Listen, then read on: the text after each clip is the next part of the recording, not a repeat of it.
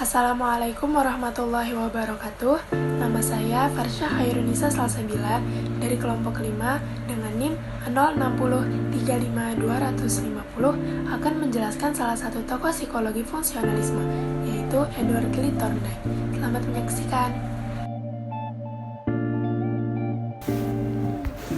Beliau adalah Edward Lee Thorndike, lahir pada 31 Agustus 1874 di Williamsburg, Massachusetts, Amerika.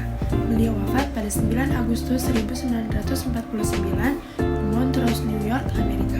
Beliau berkebangsaan Amerika dan menempuh pendidikan di Universitas Wesleyan tahun 1895, Universitas Columbia, Universitas Harvard, dan Roxbury Latin. Beliau bekerja sebagai seorang psikologi di Teacher College dan Columbia University. Beliau juga dikenal atas karyanya Father of Modern dan Educational Psychology.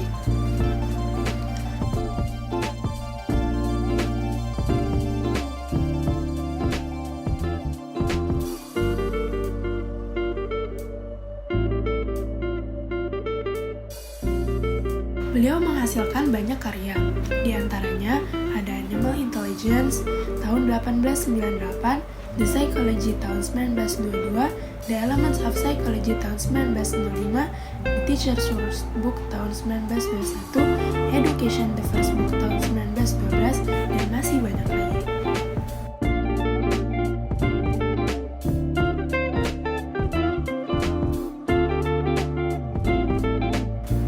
Beliau melakukan pekerjaan yang saat ini banyak diketahui oleh orang-orang, yaitu percobaan koneksionisme. Seekor kucing yang lapar ditempatkan dalam sangkar berbentuk kotak berjeruji yang dilengkapi dengan peralatan seperti pengungkit, grendel pintu, dan tali yang menghubungkan pengungkit dengan grendel tersebut. Peralatan itu ditata sedemikian rupa sehingga memungkinkan kucing tersebut memperoleh makanan yang tersedia di depan sangkar tadi. Keadaan bagian dalam sangkar yang disebut puzzle box atau teka-teki itu merupakan situasi stimulus yang merangsang kecil untuk bereaksi melepaskan diri dan memperoleh makanan yang ada di muka pintu. Mula-mula kucing tersebut mengeong, mencakar dan berlarian, namun gagal membuka pintu untuk memperoleh makanan yang ada di depannya. Akhirnya, entah bagaimana, secara kebetulan, kucing itu berhasil menekan pengungkit dan terbukalah pintu sangkar tersebut. Eksperimen puzzle box ini kemudian terkenal dengan nama instrumental conditioning. Artinya, tingkah laku yang dipelajari berfungsi sebagai instrumental atau penolong untuk mencapai hasil atau ganjaran yang dikehendaki. Berdasarkan eksperimen di atas, Thorndike berkesimpulan bahwa belajar adalah hubungan antara stimulus dan respon. Itulah sebabnya teori koneksionisme juga disebut S.R. Bond Theory dan S.R. Psychology of Learning. Selain itu, teori ini juga terkenal dengan trial and error learning. Istilah ini menunjukkan pada panjangnya waktu atau banyaknya jumlah kekeliruan dalam mencapai satu tujuan. Apabila kita perhatikan secara seksama dalam eksperimen Thorndike tadi, akan kita dapati dua hal pokok yang mendorong timbulnya fenomena belajar. Pertama, keadaan kucing yang lapar. Seandainya kucing itu kenyang, sudah tentu ia tidak akan berusaha keras untuk keluar. Bahkan barangkali ia akan tidur saja di dalam puzzle box yang mengurutnya. Dengan kata lain, kucing itu tidak akan menampakkan gejala belajar untuk keluar. Sehubung dengan hal ini, hampir dapat dipastikan bahwa motivasi seperti rasa lapar merupakan hal yang sangat vital dalam belajar. Kedua, tersedianya makanan di muka pintu puzzle box merupakan efek positif atau memuaskan yang dicapai oleh respon dan kemudian menjadi dasar timbulnya hukum belajar yang disebut law of effect. Artinya, jika sebuah respon menghasilkan efek yang memuaskan, hubungan antara stimulus dan respon akan semakin kuat. Sebaliknya, semakin tidak memuaskan atau mengganggu efek yang direspon, semakin lemah pula hubungan stimulus dan respon tersebut.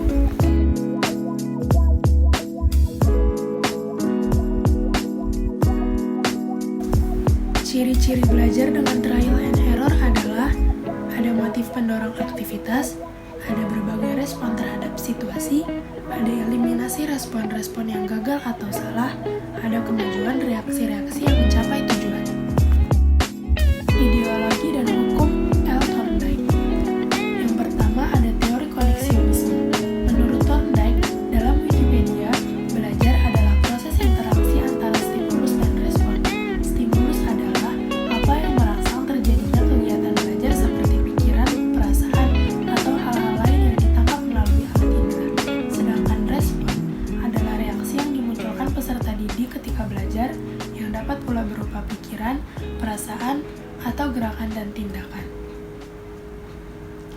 Prinsip pertama teori koneksionisme adalah belajar.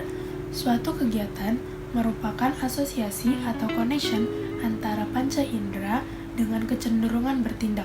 Misalnya, jika anak senang atau tertarik pada kegiatan jahit-menjahit, maka ia akan cenderung mengerjakannya. Apabila hal ini dilaksanakan, ia merasa puas dan belajar menjahit akan menghasilkan prestasi yang memuaskan.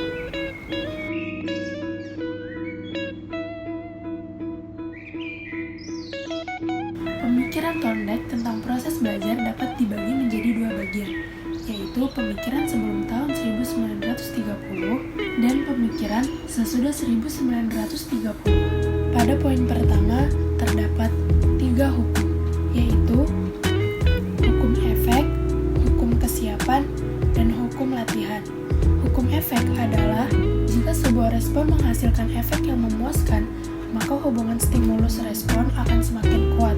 Sebaliknya, semakin tidak memuaskan efek yang dicapai oleh perespon, maka semakin lemah pula hubungannya yang terjadi antara stimulus dan respon. Yang kedua, hukum kesiapan.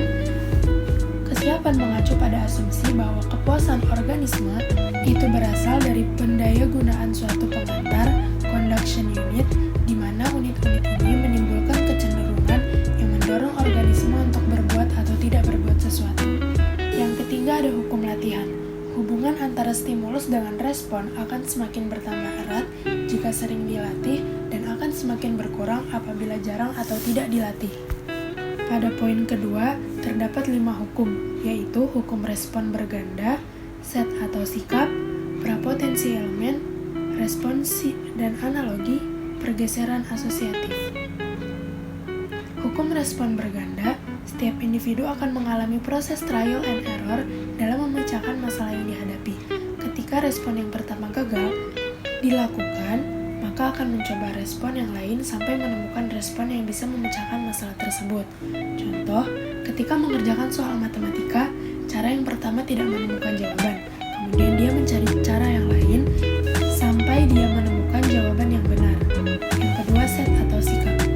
Belajar adalah proses terbentuknya antara stimulus dan respon dan dipengaruhi oleh keadaan dalam diri individu, yaitu kognitif, warisan kultural atau genetik, atau keadaan temporer seperti deprivasi, keletihan, dan kondisi emosional. Yang ketiga ada prapotensi elemen. Setiap individu melakukan proses belajar akan merespon selektif terhadap aspek-aspek lingkungan. Cara merespon terhadap stimuli akan bergantung pada apa yang diperhatikan dan respon apa yang diberikan untuk sesuatu yang diperhatikan itu. Contoh, di dalam kelas, guru sedang memberikan penjelasan tentang lingkaran. Siswa yang memperhatikan tidak akan peduli dengan keadaan di luar kelas dan yang memberikan respon dari stimulus, penjelasan tentang lingkaran yang ada. Yang keempat ada respons dan analogi. Respon dengan analogi yaitu individu merespon pada situasi terhadap yang belum pernah dialami sebelumnya dengan cara merespon situasi yang lama yang pernah dialami sehingga terjadi transfer atau perpindahan unsur-unsur yang pernah dialami ke dalam situasi baru. Yang kelima ada pergeseran asosiatif.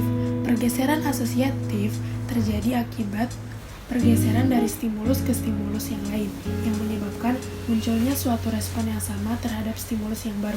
Contoh, saat kita diberi 2 kado atau reward yang sama dengan isi yang berbeda. Kotak kecil pertama berisikan parfum, kotak besar kedua berisikan hal yang tidak kita sukai. Seseorang sering memberikan hal itu berulang-ulang. Suatu saat akan diberikan lagi dengan isi yang sama. Kita akan mengabaikan kotak yang kedua karena kebiasaan kita kotak yang kedua isinya selalu sama dan tidak kita sukai.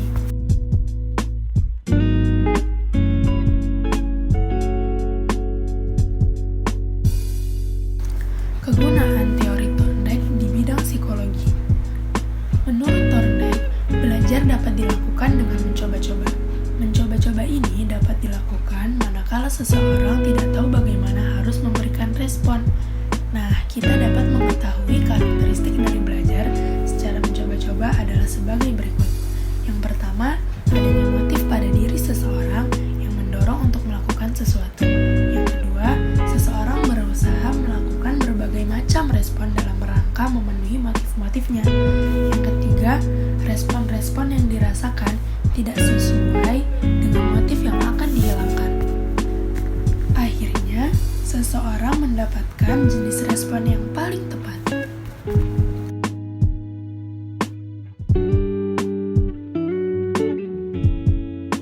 Thorndike juga mengemukakan prinsip-prinsip belajar, yaitu pada saat seseorang berhadapan dengan situasi yang bagi dia termasuk baru, berbagai ragam respon maka akan ia lakukan. Respon tersebut ada kalanya berbeda-beda sampai yang bersangkutan memperoleh respon yang benar. Yang kedua, apa yang ada pada diri seseorang, baik itu berupa pengalaman, kepercayaan, sikap, dan hal-hal lain yang telah ada pada dirinya, turut menentukan tercapainya tujuan yang ingin dicapai. Pada diri seseorang, sebenarnya terdapat potensi untuk mengadakan seleksi terhadap unsur-unsur penting dari yang kurang atau tidak penting hingga akhirnya dapat menentukan respon yang tepat. Selanjutnya, orang cenderung memberikan respon yang sama terhadap situasi yang sama. Orang cenderung menghubungkan respon yang ia kuasai dengan situasi tertentu tatkala menyadari bahwa respon yang ia kuasai dengan situasi tersebut mempunyai hubungan. Sekian penjelasan yang dapat saya berikan, kurang lebihnya mohon dimaafkan. Assalamualaikum warahmatullahi wabarakatuh.